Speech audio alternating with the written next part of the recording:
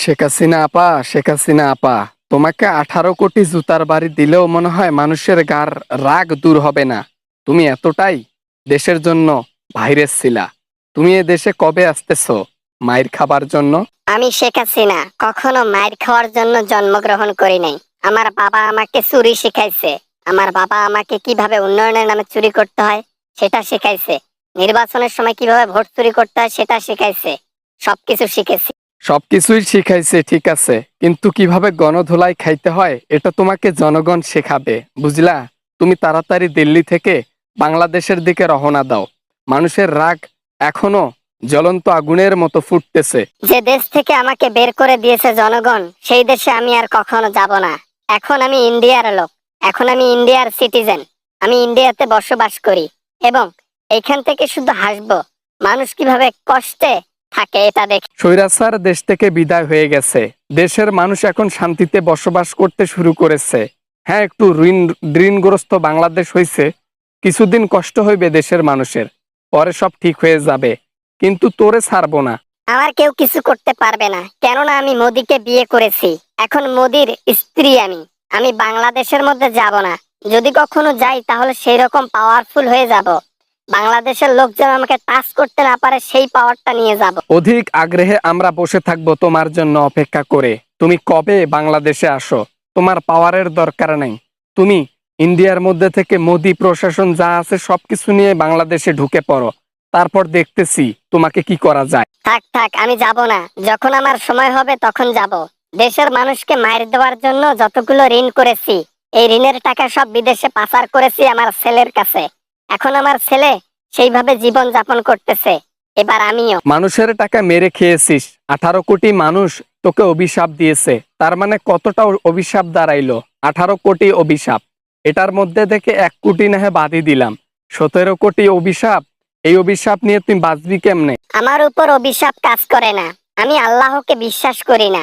আমি নামাজ পড়ি শুধু এইটা দেখার জন্য যে আমি মুসলমান। আমি মানুষকে দেখানোর জন্য নামাজ পড়েছিলাম আর মানুষের দ্বারে দ্বারে ভোট চেয়েছিলাম। বাহ বাহ, তাহলে তো জাহান্নামের সার্টিফিকেট দুনিয়া থেকেই অর্জন করে ফেলছো। এটাতে কোনো আর সন্দেহ নাই, বুঝতে পারছি। তোমার একেবারে মরণকালে কি যে হবে, তোমাকে না পোড়া দেবে না তোমাকে দাফন করবে। তোমার লাশ ওই যে শকুন আছে না, শকুন চিল, এগুলা খাপলে খাপলে খাপে। আর ভয় দেখাইস না রে ভাই।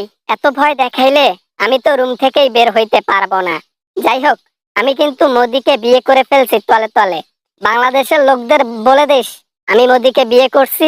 এখন ইন্ডিয়ার সিটিজেন। মোদিও তোমাকে দিয়ে ফায়দা করতেছে, ফায়দা তুলতেছে। তুমি পিছন মারা দিচ্ছ আর তোমার পিছন ও মারতেছে। ফাও জিনিস কখনো কেউ ছেড়ে দেয়? এজন্য বিয়ের নাম করে তোমাকে প্রতি রাতে করে করে, বোঝো নাই? করে। বাংলাদেশের মানুষকে অত নাক গলাইতে হবে না আমার পিছন মারা নিয়ে। আমার ইচ্ছা, যেখানে ইচ্ছা আমি সেখানে পিছন মারা দেব।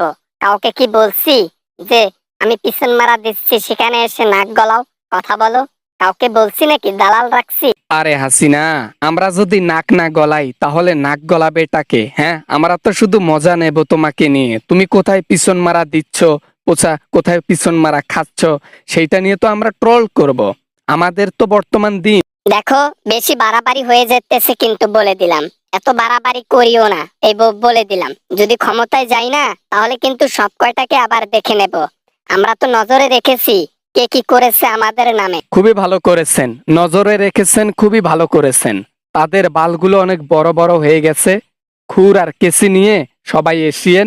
বাংলাদেশের লোকের প্রতিটা লোকের বালগুলো শেষে দিয়ে যাইয়েন, বুঝছেন? বাবা না, মানে আর কি এইভাবে এইভাবে কিন্তু আমি বলি নাই। বর্তমান আওয়ামী লীগের খেয়ে দে কাজ নেই। এখন কে কি বলল না বলল এগুলা দেখার কি তাদের সময় আছে? তারা জীবন নিয়েই পারে না।